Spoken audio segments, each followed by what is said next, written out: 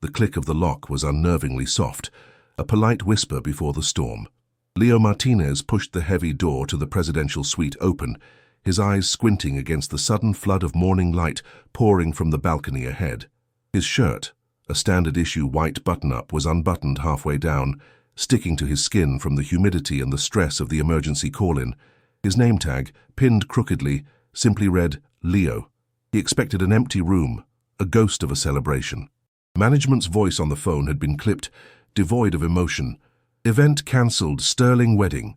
Suite needs a full clear and reset. ASAP. He had knocked, of course, his call of housekeeping, echoing unanswered in the opulent, silent hallway on the 42nd floor of the Astoria Grand Chicago. He expected silence. He was a connoisseur of it. But not this kind. His breath hitched in his throat. His forward motion stopped so abruptly, his cleaning cart rattled behind him. There in the center of the gilded cage was the bride. She was perched on the edge of the sprawling king-sized bed, its white duvet a sea of untouched perfection around her. Her dress was short, a modern confection of white silk that should have been for dancing, but now seemed like armor for a battle already lost. A delicate veil cascaded over her dark hair, a phantom of the vows that were never spoken. Her back was mostly to him, but her head turned slightly as he entered, her profile sharp and beautiful against the warm glow of a bedside lamp that fought a losing battle with the daylight.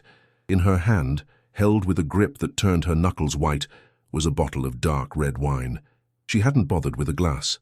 For a long moment, the only sound was the hum of the city far below and the frantic pounding of Leo's own heart.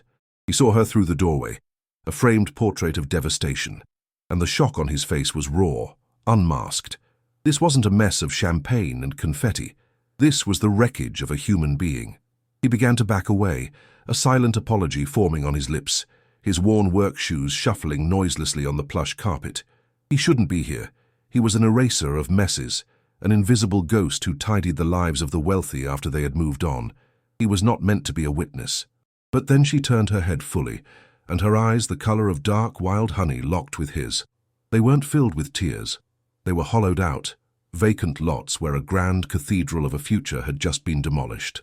I'm so sorry, Ma'am," he stammered, his voice a rough whisper. "They told me the room was empty." She didn't look away. Her gaze was unnervingly steady, as if she were looking straight through him, through the unbuttoned shirt and the tired lines around his eyes, and seeing something else entirely. "It is empty," she said, and her voice was a low, husky sound, broken glass ground into velvet. "Completely." The words settled in the air between them, heavy as lead. Every fiber of his being, every rule in the employee handbook, screamed at him to close the door, walk away, call his supervisor, and pretend he had seen nothing. But he couldn't. Something in her profound stillness resonated with the quiet, aching grief he carried in his own chest, a wound that had never fully healed. If you've ever felt that soul-crushing moment, when your entire world collapses in on itself, go ahead and hit that like button, because you know the silence he was standing in. He saw not an heiress in a ruined dress, but a fellow survivor, a member of a club no one ever wants to join. But to understand how a janitor who smelled of lemon-scented cleaner and a bride who smelled of Chanel and heartbreak ended up in this silent standoff, you have to understand the worlds they came from. Two worlds orbiting the same city, but universes apart. Leo Martinez believed that silence had a texture. In his 37 years, he had learned its many forms. There was the heavy velvet silence of the penthouse suites at the Astoria Grand, after the wealthy occupants had departed for their other homes in other cities, leaving behind only the scent of expensive perfume and the faint indentation of their heads on 1,000 thread-count pillows.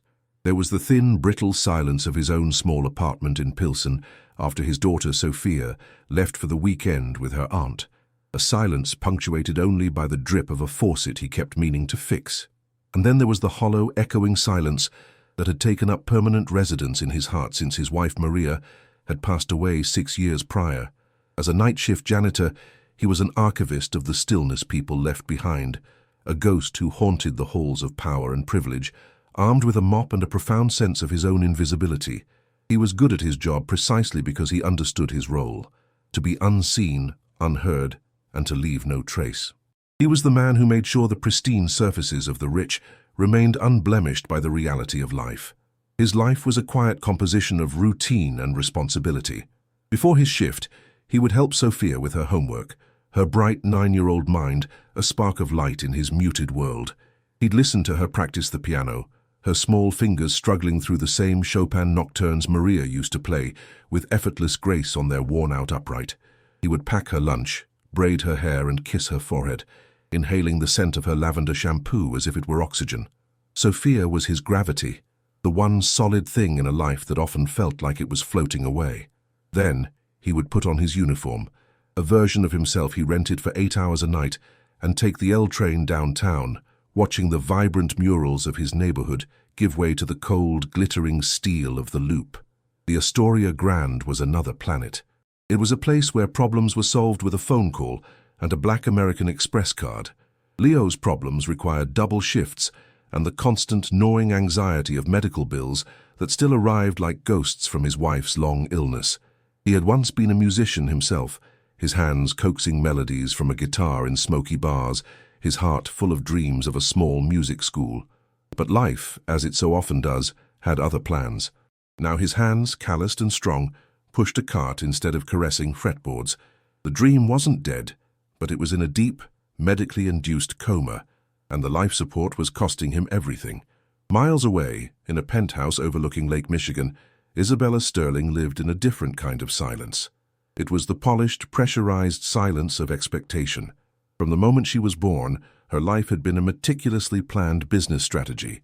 Her schools were chosen for their networking opportunities, her friendships vetted for their social capital, and her passions, a genuine love for art history and a secret, profound connection to classical music, were deemed acceptable hobbies, but not suitable pursuits.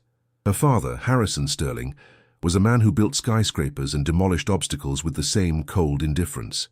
He loved his daughter in his own way, but he saw her as the most valuable asset in his portfolio, the final piece in the merger that would consolidate his empire. Her wedding to Julian Croft, the heir to a rival real estate dynasty, was not a celebration of love. It was the signing of a treaty, a multi-billion-dollar deal sealed with a 4-tiered cake and 200 of Chicago's most powerful people. Isabella had known this, had accepted it as the price of her birthright. She had tried to find something real in Julian, a flicker of warmth beneath the perfectly tailored suit and the predatory smile. But their conversations were always about market trends and asset allocation.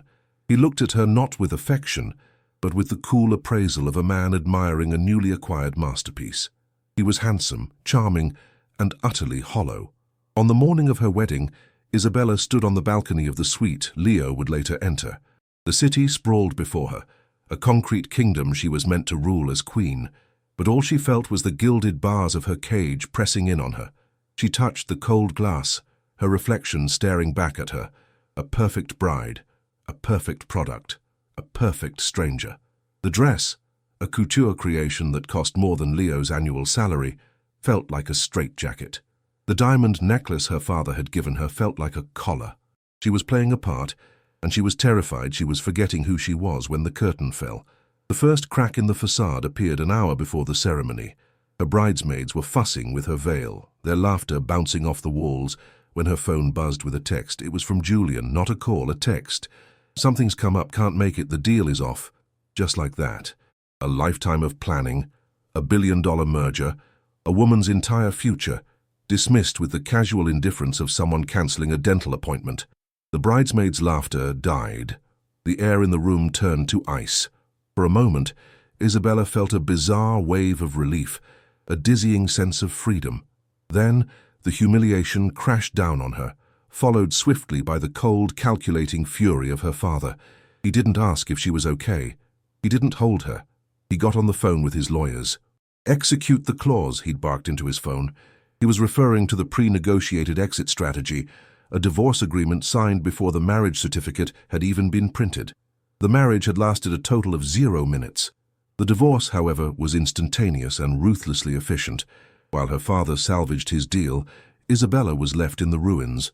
Her bridesmaids and family were ushered out by her father's assistants, their murmurs of sympathy barely concealing their horrified fascination. She was left alone in the beautiful suite, a monument to a wedding that never happened. The champagne tower sat untouched, The white roses began to wilt. She tore off the suffocatingly heavy diamond necklace and threw it across the room. She ripped the veil from her head. Then she saw the bar cart. She grabbed the most expensive bottle of Bordeaux she could find, a vintage from the year she was born, and retreated to the bed. She sat there for what felt like an eternity, her mind a screaming void, her gaze fixed on a framed watercolor of the Eiffel Tower on the wall, a place she'd always dreamed of visiting for love, not business. That was when the call came down to the housekeeping department. An event had been cancelled. A suite needed to be reset. A man named Leo, his shift long over, was asked to come back in. He was the best, the most discreet. He left a half-eaten dinner on his kitchen table, kissed a sleeping Sophia's head, and took the train back into the silent, glittering heart of the city, back to the world that was not his own, to clean up a mess he couldn't possibly comprehend. And so he knocked. He called out. And hearing nothing, he turned the key, the quiet click of the lock a prelude to the moment that would shatter both their worlds and ultimately put them back together. Instead of leaving, he took a careful, deliberate step into the room. His worn work shoes made no sound on the thick, luxurious rug. He walked past her, a ghost in his own story, and moved towards the balcony door, which was slightly ajar. The cold November wind off Lake Michigan was snaking into the room, carrying with it the distant, mournful cry of a siren. It was a lonely sound, one he knew well from the long nights of his shift. He slid the heavy glass door shut, and the world outside was instantly muffled, the room's screaming silence returning, but now it felt contained, safer. He turned back to her. The bottle was still clutched in her hand like a weapon. Her gaze had drifted back to the watercolor of Paris, a city that represented a romance she had just learned was a fiction. "You should have a glass for that," he said. His voice was soft, not much more than a murmur, but it cut through the stillness. It's not good to drink pain straight from the bottle. For the first time since he'd entered, she truly looked at him. Her honey-colored eyes, which had been vacant moments before, now held a flicker of something sharp and assessing. She took in his simple uniform, the name tag that just said Leo, the weariness etched around his eyes that spoke of long hours and little sleep. She saw his hands, calloused from work, not from signing checks or playing golf. He wasn't fawning over her, or pitying her, or looking at her with the thinly veiled gossip she saw in the eyes of her own circle. He was just there, a quiet man in a quiet room. A short, bitter laugh escaped her lips, a harsh, ugly sound in the beautiful space. "Are you here to clean up the mess?" she asked, a challenge in her tone. He offered a small, sad smile that didn't quite reach his eyes. "I am," he confirmed, "but I usually start with the spilled wine, not the person holding it." Without waiting for a response, he moved to the gleaming mahogany minibar. He opened it, retrieved a single, perfectly clean wine glass, its stem long and elegant. He took a fresh polishing cloth from his cart and, with a slow, practiced deliberation, wiped the glass until it gleamed under the lamplight. It was a simple, mundane action, but he performed it with a kind of gentle reverence, as if it were the most important task in the world. He placed the glass on the marble-topped nightstand beside her. She watched his hands, mesmerized by their steady, unhurried movements.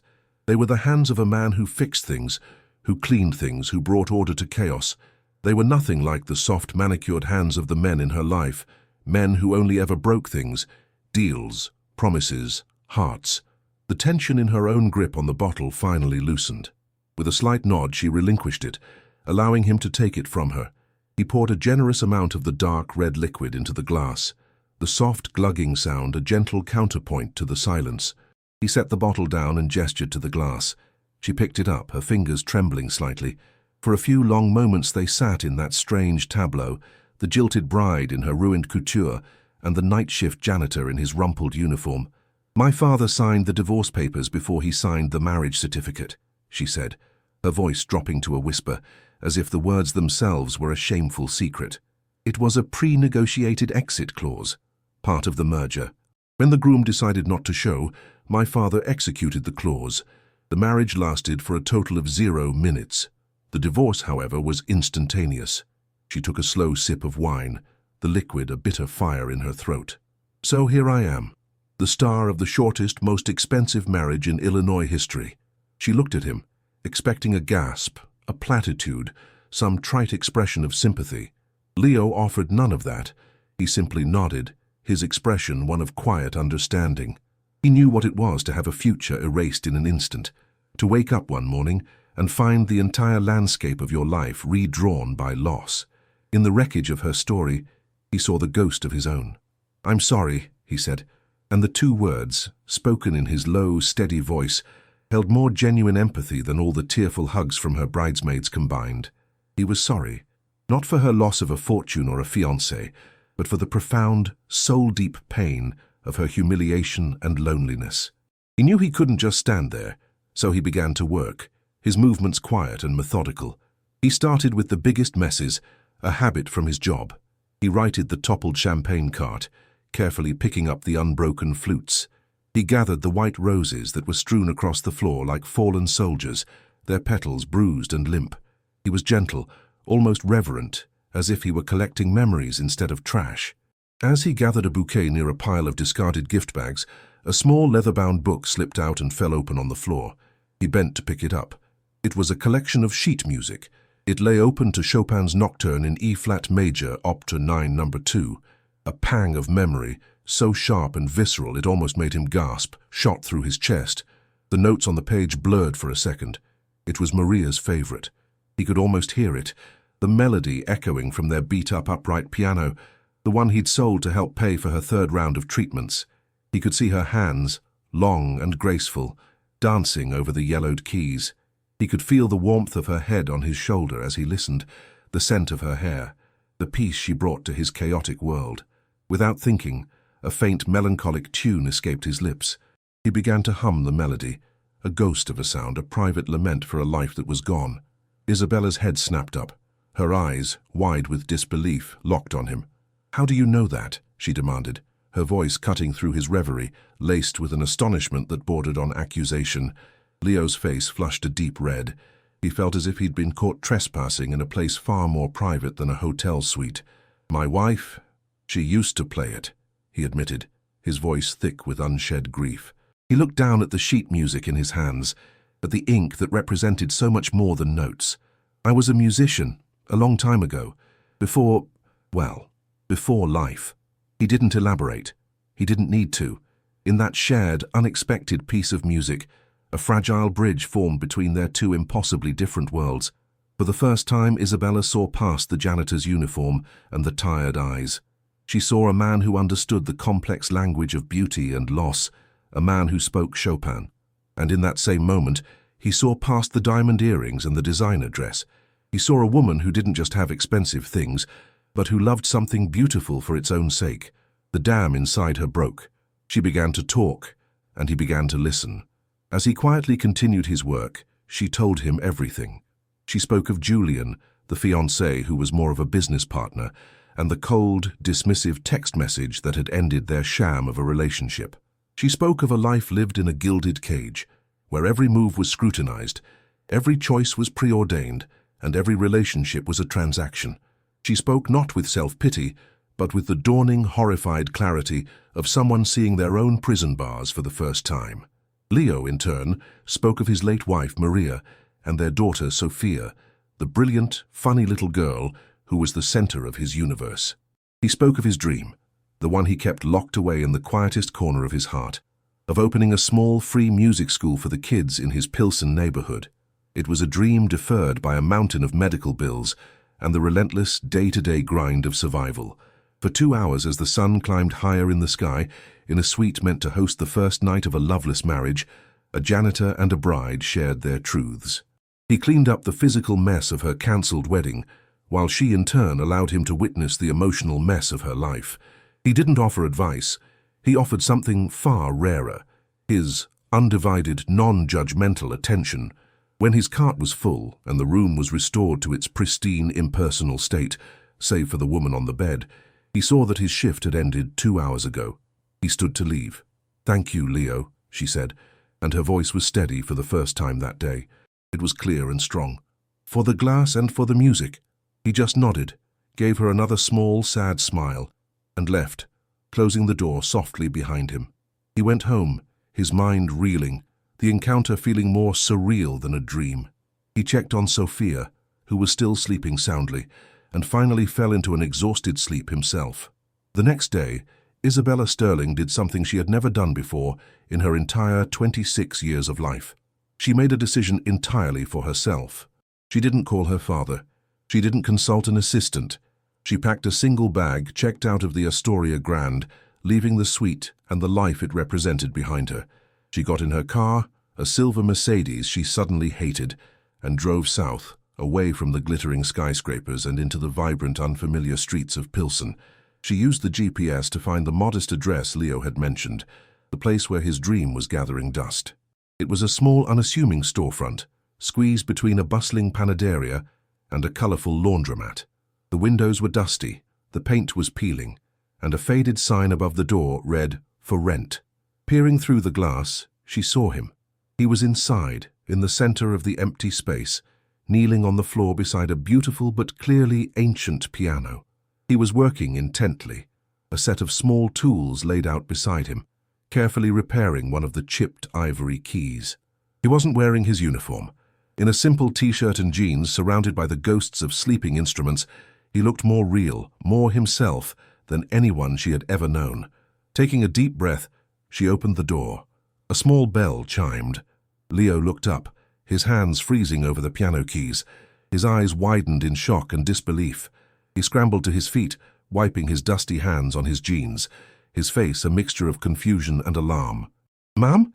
Isabella," he stammered, his professional deference instinctively kicking in. "What are you doing here? You can't be here."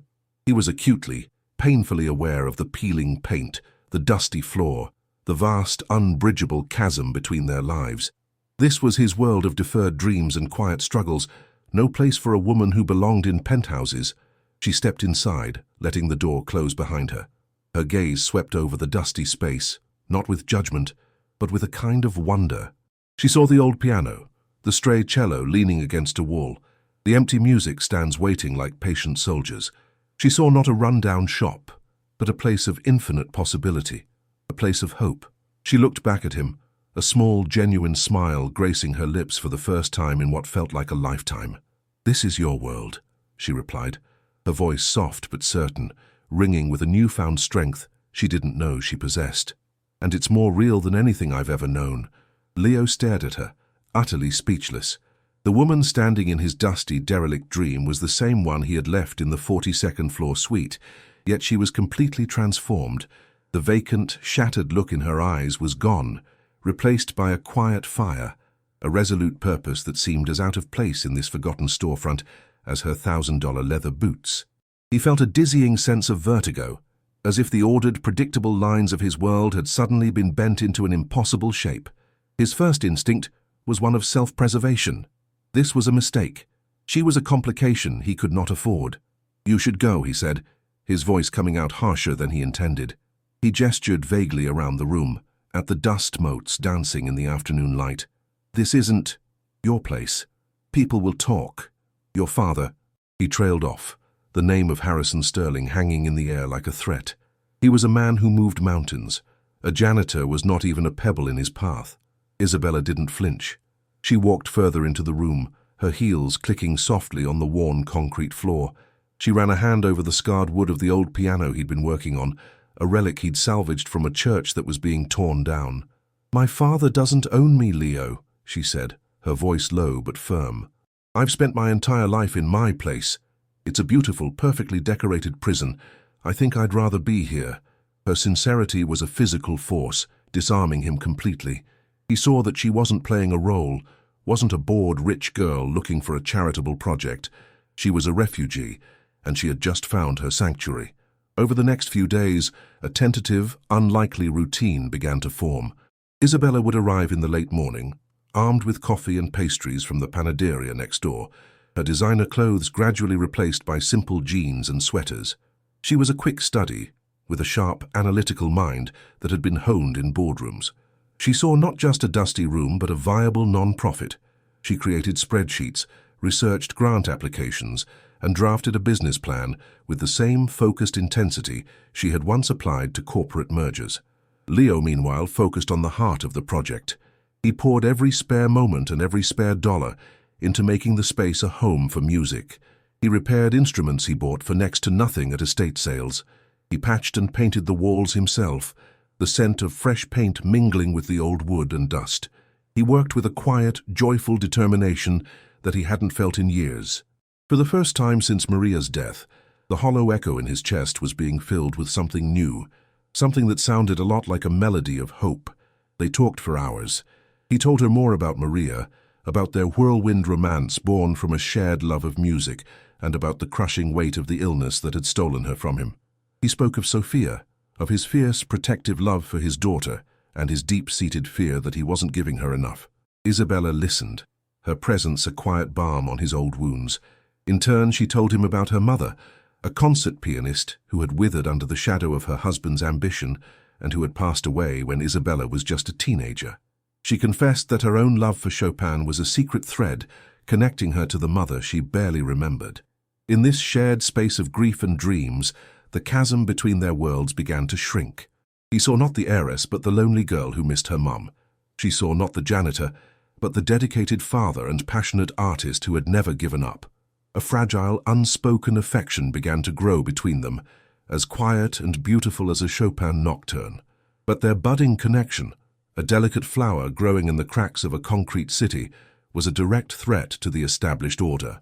It was only a matter of time before Harrison Sterling noticed his most valuable asset was off the market. The first tremor came in the form of a man in a perfectly tailored Italian suit.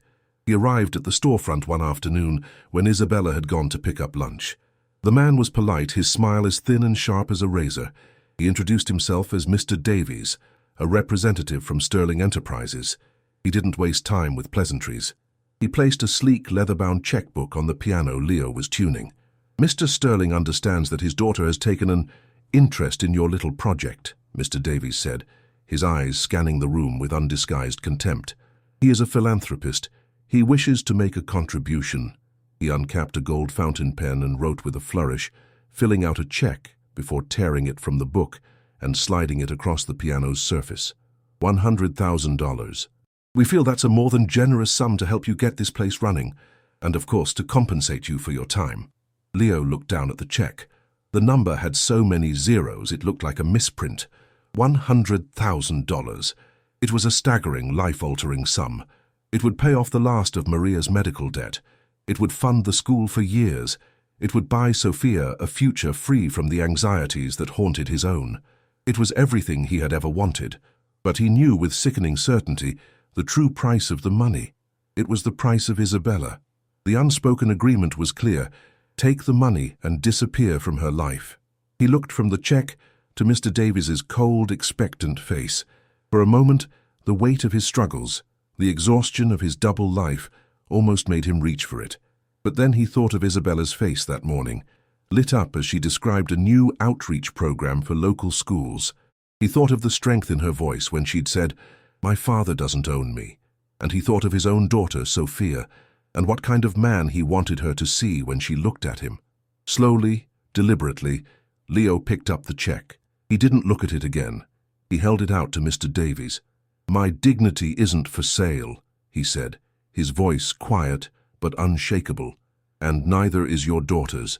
Mr. Davies's smile tightened, a flicker of genuine surprise in his eyes. He took the check back, his expression hardening into a mask of cold fury. "You're making a very big mistake, Mr. Martinez," he said, his voice dripping with menace. He turned and left without another word, the chiming of the bell above the door sounding like a warning. The warning was not an empty one. When the attempt to buy him off failed, they moved to bury him. Julian Croft, the ex-fiancé, still smarting from the public humiliation of the cancelled wedding, was the perfect weapon.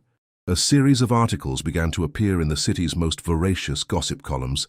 They were filled with insinuation and outright lies, painting a sordid picture of a grieving, vulnerable heiress being taken advantage of by a predatory, low-life janitor. Anonymous sources, friends concerned for Isabella's well-being, spoke of her fragility, her emotional instability. They twisted Leo's quiet kindness into manipulative cunning. His poverty was presented as proof of his motive. They even printed a picture of him from his housekeeping ID, his tired face looking haggard and vaguely sinister under the fluorescent lights. The pressure was immense and suffocating. The other parents at Sophia's school began to look at him with suspicion. His supervisor at the hotel called him into his office. his face etched with worry, and suggested he take an extended leave of absence. The walls of his simple, honorable life were closing in on him, covered in the filth of lies he couldn't wipe away. The joy and hope that had filled the storefront just days before evaporated, replaced by a thick, choking smog of fear. He saw what they were doing. They weren't just attacking him. They were trying to break Isabella, to isolate her and force her back into her cage by making her believe she was a foolish, damaged girl who couldn't trust her own judgment. The thought of the pain it must be causing her was worse than any of the insults hurled at him. He finally broke. He found her at the storefront late one evening, poring over architectural sketches for the school. He looked at her, his heart a leaden weight in his chest. "You have to go back, Isabella," he said, the words tasting like ash in his mouth. "You have to leave. They're going to destroy you to get to me. I'm not worth it. This school, it's not worth it." Isabella looked up, her face pale but her eyes blazing. She had seen the articles. She had fielded the tearful, concerned phone calls from her father's associates. She had felt the cold, familiar grip of fear and self-doubt. For a moment, she had wavered. The lifetime of conditioning to obey, to conform, to believe she was fragile, almost winning. She had almost picked up the phone to call her father and surrender. But then she looked at Leo, at the genuine pain and fear for her on his face, a selfless concern no one had ever shown her before, and she knew she couldn't go back. To go back now would not just be a defeat, it would be a kind of death. "You're wrong," she said, her voice trembling but resolute. "This isn't about the school anymore. It's about a man who was offered a fortune to betray someone and chose his dignity instead. It's about a woman who is finally learning what her own dignity is worth. They think I'm weak, Leo. My father, Julian. They've always thought I was just a pretty fragile thing to be managed. They're about to find out how wrong they are." The turning point came a week later. Her father, in a last-ditch effort to control the narrative and restore her image, insisted she attend the annual Sterling Foundation Charity Gala. It was the premier society event of the season, a glittering affair where Chicago's elite gathered to congratulate themselves on their generosity. Her attendance would be a signal to the world that she was back in the fold, that the unfortunate incident was behind her. Reluctantly, she agreed to go, but she had her own plan. She walked into the grand ballroom of the Astoria Grand, the very hotel where her life had shattered, looking every inch the sterling heiress. She wore a stunning emerald green gown, her hair swept up, her face a mask of cool composure. Her father beamed, relieved. Julian was there, of course, oozing insincere charm and accepting sympathetic pats on the back. As he took the stage to give a keynote speech on corporate responsibility and ethical business practices, Isabella watched him, and she saw with blinding, absolute clarity the grotesque hypocrisy, the soul-deep emptiness of the world she had been born into. She didn't make a scene. She simply stood up, her movement drawing a ripple of attention through the crowd. She turned her back on Julian and the glittering stage, and with every head in the room following her, she walked out. She didn't go home to her penthouse. She didn't call her driver. She took a taxi to Pilsen. She found the storefront dark, but a single light was on in the back. She let herself in with the key he had given her. Leo was there, surrounded by cardboard boxes. He was packing up the instruments, his shoulders slumped in defeat. The relentless media attacks and the financial pressure had become too much. He was giving up on the dream to protect her and his daughter. He saw her standing in the doorway, a vision in emerald green, and his heart broke a little more, assuming she had come to say a final formal goodbye. But she walked right up to him, her eyes shining with tears, and something fiercer, something he had never seen before. She reached out, took the box of sheet music from his hands, and set it firmly on the floor. "I'm not leaving," she said, her voice ringing with the strength of forged steel. "And neither are you." Leo looked at her, standing there in her gala gown amidst the cardboard boxes of his surrendered dream, and felt the tectonic plates of his world shift. He saw the fire in her eyes, the unwavering resolve in her posture, and understood that this was no longer just his fight. It had become hers, too. The exhaustion and defeat that had settled into his bones began to recede, replaced by a surge of adrenaline, a dangerous, unfamiliar flicker of hope. He had been ready to retreat into the quiet invisibility that had defined his life, but her courage was a clarion call he couldn't ignore. "Isabella, what did you do?" he asked, his voice a hoarse whisper. He could already imagine the fallout from her walking out of the gala, the scandalized headlines, her father's apoplectic rage. She offered him a small, fierce smile. "I did what I should have done a long time ago. I stopped playing my part." She looked around at the boxes, at the tangible evidence of his surrender. "Unpack, Leo. The show is just getting started." The next morning, Isabella Sterling, who had spent her entire life avoiding the press, called a press conference. She didn't hold it at a sterile corporate office or a five-star hotel. She held it on the sidewalk in front of the dusty storefront in Pilsen. The location itself was a statement. News vans from every major network descended on the neighborhood, their satellite dishes a strange metallic forest against the vibrant backdrop of community murals. Locals gathered on the sidewalk, curious and protective, watching as the circus of wealth and media invaded their streets. Isabella emerged from the storefront, not in designer couture, but in simple jeans and a plain black sweater. Leo stood just inside the doorway, out of the direct glare of the cameras but close enough to offer his silent support. She stood behind a single borrowed podium, facing a barrage of flashing cameras and shouted questions. She looked small and vulnerable for a moment, and Leo's heart clenched with fear for her. But then she began to speak, and her voice, clear and steady, cut through the noise with surgical precision. "Good morning," she began, her tone calm and businesslike. "I know there has been a great deal of speculation about my personal life recently. Most of it has been hurtful, and all of it has been false." She paused, letting her words sink in, her gaze sweeping over the sea of reporters. "I am not here today to talk about my cancelled wedding or my ex-fiancé. They are irrelevant. I am here to talk about a man named Leo Martinez." A murmur went through the crowd. Leo felt his face flush, every instinct screaming at him to shrink back into the shadows. "The papers have called him a predator," she continued, her voice ringing with indignation. "They have portrayed him as a fortune hunter who preyed on a vulnerable woman. They are wrong. Leo Martinez is a janitor.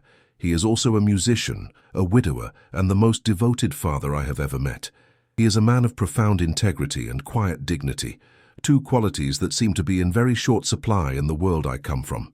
She told them everything. She told them about the night of the wedding, about finding herself alone in the wreckage of her life, and how the night shift janitor had shown her more compassion and decency than anyone in her own family.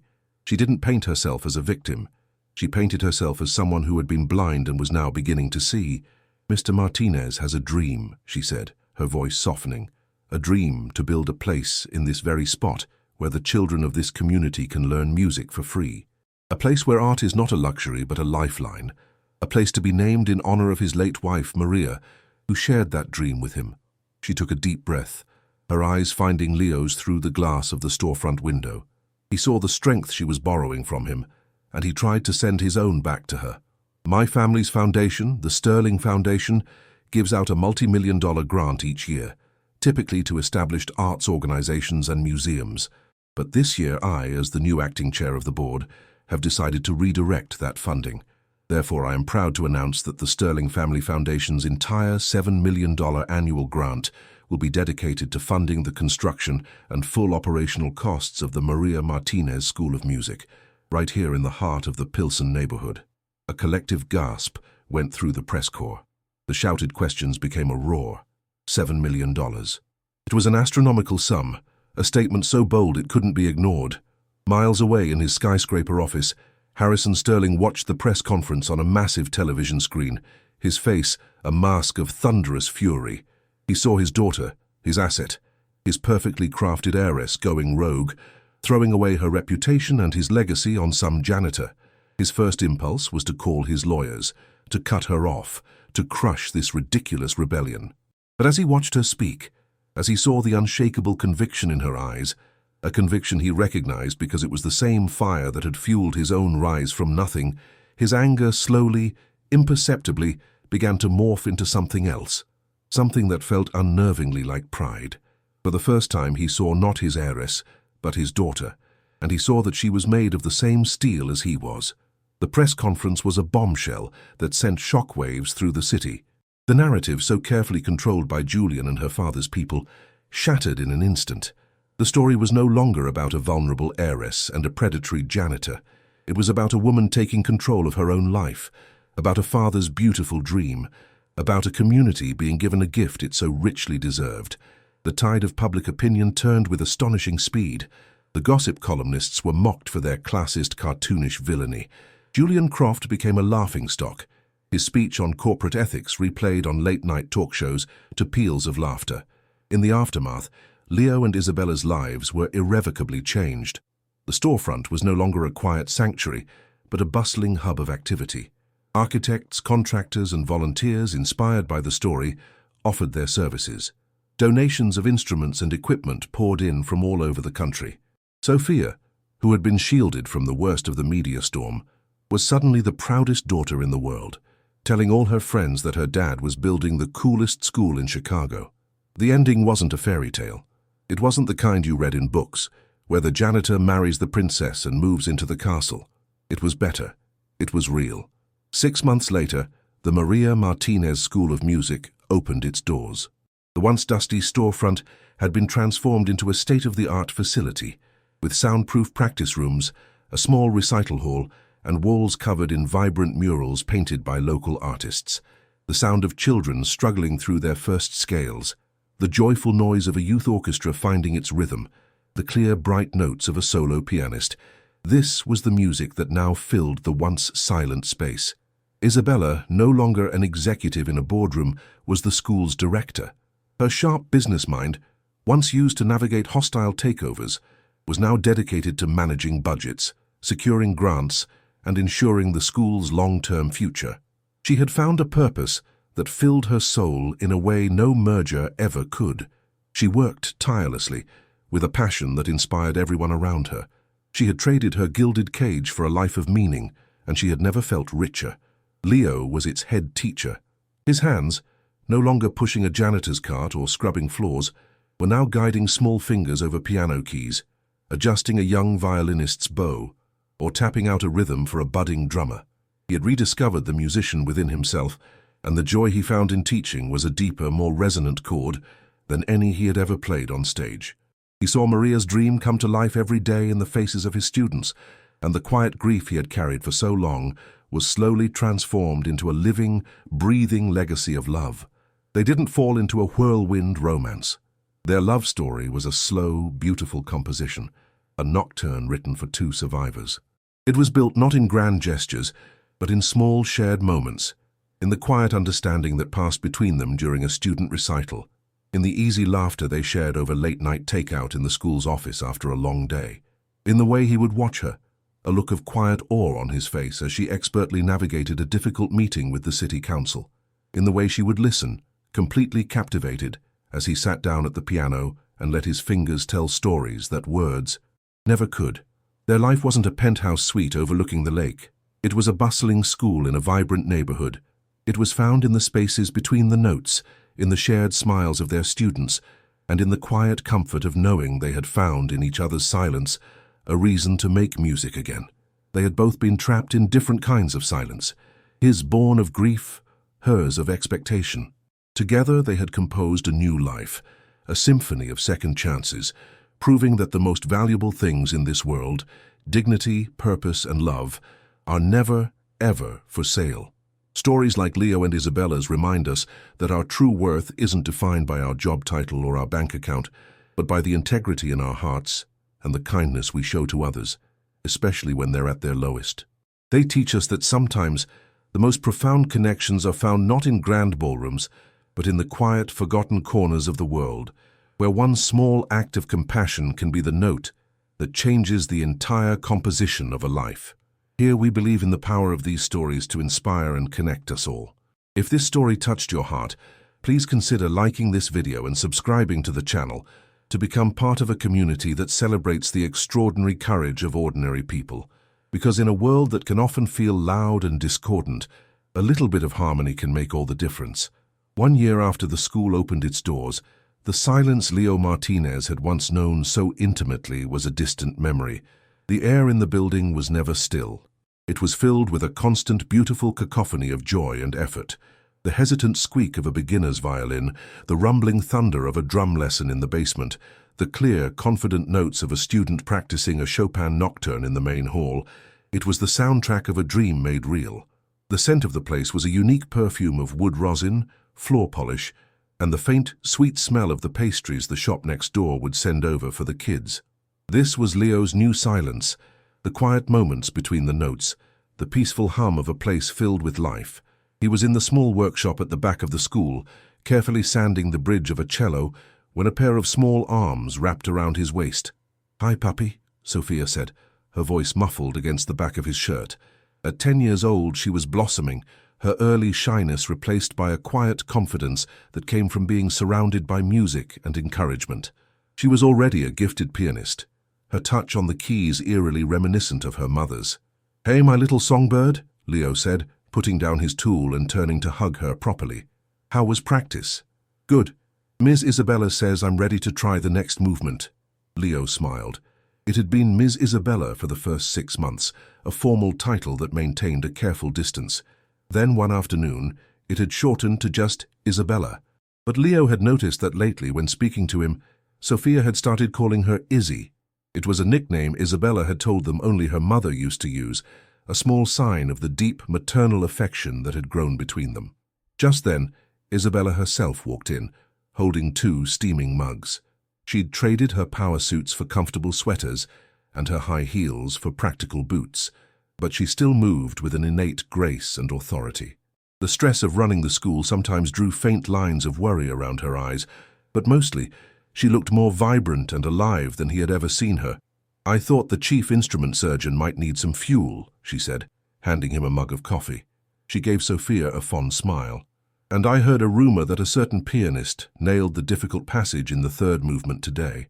Sophia beamed. "Izzy, can we get pizza tonight to celebrate?"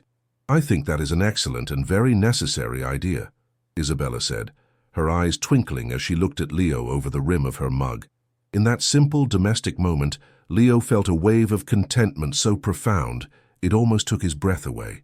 This was their life now, a quiet duet of shared responsibilities and deep, unspoken love. They were partners in every sense of the word, building not just a school, but a family. Their relationship hadn't needed a grand declaration. It had simply settled into a comfortable, beautiful rhythm, as natural and inevitable as a melody finding its harmony. Later that afternoon, as Leo was finishing up a lesson, a long black sedan, so sleek and out of place, it looked like a panther in a petting zoo, pulled up in front of the school. The back door opened, and Harrison Sterling emerged. He stood on the sidewalk for a long moment, his imposing figure silhouetted against the afternoon sun, taking in the sight of the vibrant, bustling school that had been built in defiance of him. Leo's heart hammered against his ribs. He hadn't seen or spoken to the man since the press conference. He quickly ended the lesson and met Isabella in the main hallway. She had seen the car too, her face pale, but her expression determined. "I'll handle this," she said, her voice low. "We'll handle it," he corrected gently, placing a hand on her arm. Harrison Sterling walked through the front doors, his expensive shoes silent on the polished concrete floors. His cold, assessing eyes swept over everything, the children's artwork on the walls, the schedule board filled with names, the sound of a flute lesson drifting from a nearby room. He looked like a king inspecting a foreign territory he had unwillingly acquired. His gaze finally landed on Isabella and Leo standing together. "Isabella," he said, his voice a low rumble. It was a greeting, not a question. "Father," she replied, her tone cool and even. "This is a surprise." "I was in the neighborhood," he said, a blatant lie that fooled no one. "My board has been reviewing the Foundation's quarterly reports. This project seems to be fiscally sound. You're running a 20% operational surplus." Isabella's eyebrows shot up. This was the highest form of praise her father was capable of giving. He didn't speak in terms of happiness or community. He spoke the language of profit and loss. To be acknowledged as fiscally sound was his version of, "I'm proud of you." "We have a good director," Leo said quietly, speaking for the first time. Harrison's gaze shifted to him. It was a penetrating, intimidating stare, the one he used to dismantle opponents in boardrooms. Leo met it without flinching. He was no longer the invisible janitor, intimidated by wealth and power. He was the co-founder of this school, a teacher, a father. He was standing on his own ground. After a long, tense moment, Harrison gave a curt, almost imperceptible nod. It was a gesture of respect, a concession from one titan to a man he finally saw not as a subordinate, but as an equal in his daughter's life. He turned back to Isabella. "Your mother would have approved of the acoustics in the recital hall," he said gruffly.